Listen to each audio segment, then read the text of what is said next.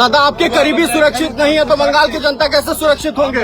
পশ্চিমবঙ্গের বিধানসভা নির্বাচনের ফল ঘোষণার পর রাজ্যের বিভিন্ন জায়গায় সহিংসতার ঘটনা ঘটছে। এর মধ্যে বুধবার রাতে উত্তর ২৪ পরগনার বিজেপি নেতা শুভেন্দু অধিকারীর ব্যক্তিগত সহকারী চন্দ্রনাথ রথকে গুলি করে হত্যা করা হয়েছে।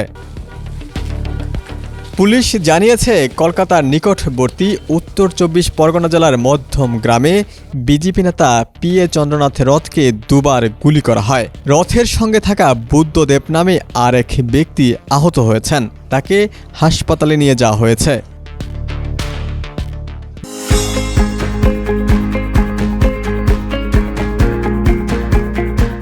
নিহত চন্দ্রনাথ রথ অতীতে সরকারি চাকরি করতেন। তিনি ভারতীয় বিমান বাহিনীর সঙ্গে যুক্ত ছিলেন। অবসর নেওয়ার পর তিনি শুভেন্দু অধিকারীর ব্যক্তিগত সহকারী হিসেবে কাজ শুরু করেন। সাম্প্রতিক নির্বাচনে শুভেন্দু অধিকারীর হয়ে কাজ করেছিলেন।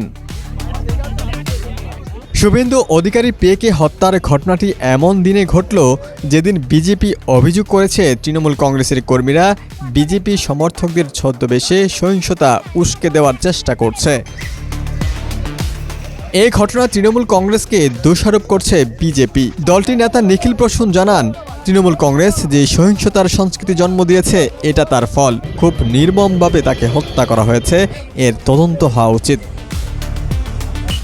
শুভেন্দুর পি.এ. চন্দ্রনাথের নিহত হওয়ার ঘটনার গত সোমবার ভোটের ফলাফল প্রকাশের ধারাবাহিক সহিংসতার অংশ হিসেবে মনে করা হচ্ছে। গত ৩ দিনে চন্দ্রনাথ সহ অন্তত ৫ জন নিহত হলেন। এর মধ্যে তৃণমূল কংগ্রেস ও বিজেপির ২ জন করে কর্মী রয়েছেন। বিভিন্ন স্থানে সহিংসতা থামাতে গিয়ে রাজ্য পুলিশের ২ সদস্য গুলিবিদ্ধ ও আহত হয়েছেন ভারতীয় সীমান্তরক্ষী বাহিনী বিএসএফের ৩ জওয়ান। গত সোমবার নির্বাচনে মমতা বন্দ্যোপাধ্যায়ের তৃণমূল কংগ্রেসের ভরাডুবি ও বিজেপির নিরঙ্কুশ বিজয়ের পর সহিংসতা বাড়তে থাকে। ওই দিন কলকাতার পার্শ্ববর্তী জেলা হাওড়ায় এক বিজেপি কর্মীকে কুপিয়ে ও পিটিয়ে হত্যা করা হয়।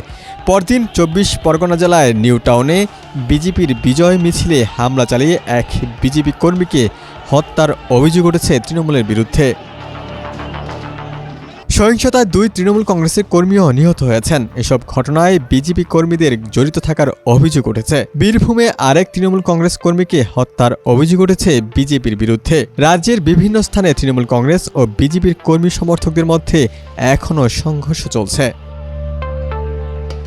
ডেস্ক রিপোর্ট, সমকাল।